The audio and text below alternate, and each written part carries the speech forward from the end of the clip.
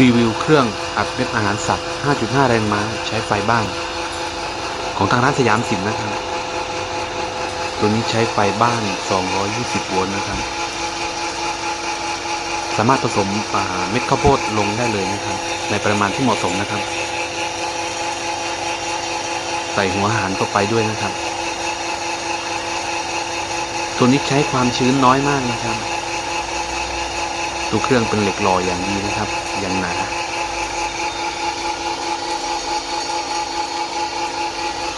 ตัวนี้เป็น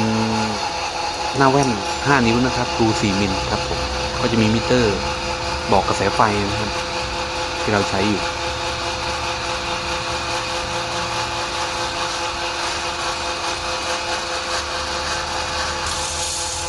ถ้าสนใจก็สามารถติดต่อตามเบอร์โทรได้เลยนะครับ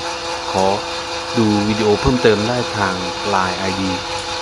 0833805818 นะครับ